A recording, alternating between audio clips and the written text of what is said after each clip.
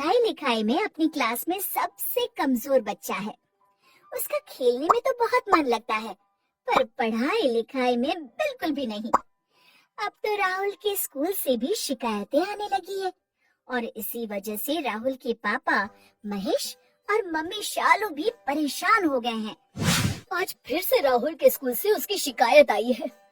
मुझे तो कुछ समझ में नहीं आ रहा शालू, कैसे समझाऊं राहुल को? हर तरह से तो समझा के हम लोगों ने देख लिया है, पर कुछ फायदा नहीं हुआ। मुझे तो लगता है अब ये अपने दादाजी की बात ही सुनेगा। शायद तुम सही कह रही हो। कल तो राहुल के दादाजी आ ही रहे हैं, अब वही कुछ कर पाए शायद। अगले दिन राहुल के दादाजी गांव से अपने बेटे महेश के घर आते हैं। अरे वाह पिताजी, आप आ गए। हाँ बेटा महेश, पर क्या बात है बेटा, तुम कुछ परेशान लग रहे हो। हाँ पिताजी। और महेश अपने पिताजी को सारी बात बता देता है। तुम परेशान मत हो, मैं आ गया हूँ ना, अब मैं सब संभाल लूंगा। तभी दादाजी राहुल के पास चले जाते हैं। राहुल, देखो बेटा मैं आ गया। दादाजी, दादाजी आप आ गए, मेरे लिए क्या लाए? तुम्हारे लिए मैं लाया हूँ तुम्हारा फेवरेट चॉकलेट और ये जादुई पेन। जादुई पेन? हाँ बेटा, पर धीरे बोलो, कोई और सुन ना ले। अच्छा दादाजी, किस तरह का जादू करता है ये पेन, मुझे भी बताइए। अच्छा तो सुनो, इस पेन की सबसे बड़ी खासियत ये है कि इस पेन से तुम जो कुछ भी लिखोगे वो सही होगा।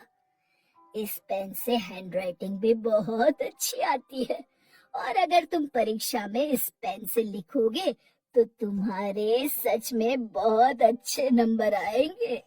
ये भी हो सकता है कि तुम अपनी क्लास में सबसे ज्यादा नंबर ले आओ। सच दादाजी, क्या ऐसा हो सकता है?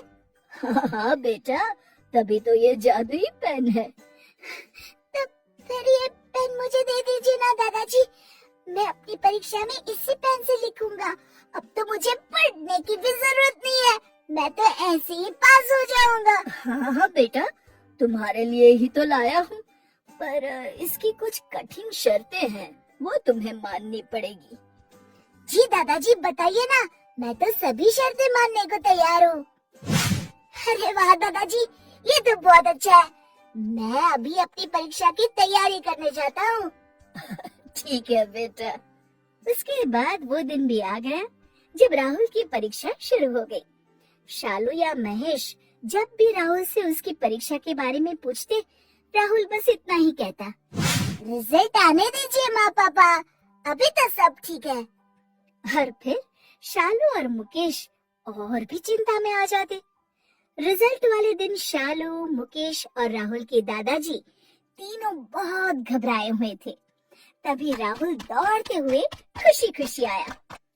माँ, पापा, दादाजी मेरा रिजल्ट आ गया। तो पास हो गया ना बेटा? हाँ माँ, मैं अपनी क्लास में सबसे ज्यादा नंबर लाया और वो भी सिर्फ दादाजी की जादुई पेन की वजह से। शालू और मुकेश को अब भी यकीन नहीं हो रहा था। वो लोग बार बार राहुल का रिजल्ट देख रहे थे। फिर मुकेश ने अपने पिताजी से पूछा, पिताजी ये जादुई पेन क्या है? आपने तो मुझे कभी इसके बारे में नहीं बताया। राहुल ने कहा, मैं बताता हूँ पापा, दादाजी के पास एक जादुई पेन है। और इसके बाद राहुल ने पूरी कहानी अपने मम्मी पापा को सुना दी। सबसे पहली शर्त ये है कि तुम इस पेन के बारे में किसी को बता नहीं सकते, और दूसरी शर्त ये है कि तुम्हारी परीक्षा में जो भी प्रश्न आ सकता है उसका उत्तर तुम्हें परीक्षा से पहले कम से कम 5 बार इस पेन से लिखना पड़ेगा।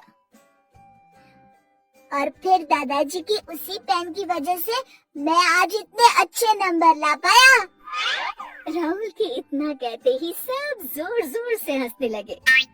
आप लोग हंस क्यों रहे हैं? पेन में सच में जादू है। बेटा, जादू पेन में नहीं, तेरे हाथों में है, तेरे दिमाग में है। मतलब कि जब तुमने किसी भी विषय पर 5 बार लिखकर पेन को याद करवाना चाहा, तब वास्तव में वो तुम्हें याद हो रहा था। बेटा, तुम्हारा दिमाग बहुत तेज है, पर तुम्हारा पढ़ाई में मन नहीं लगता था, इसलिए तुम्हारा पढ़ाई में इंटरेस्ट जग जाए, इसीलिए मैंने तुमसे ऐसे कहा। अच्छा, ऐसी बात है। वैसे दादाजी, मुझे इस तरीके से पढ़ाई करने में वाकई में मजा आ गया। सीख, जिंदगी में हर तरह की परीक्षा में सफल होने की क्षमता हमारे अंदर ही होती है।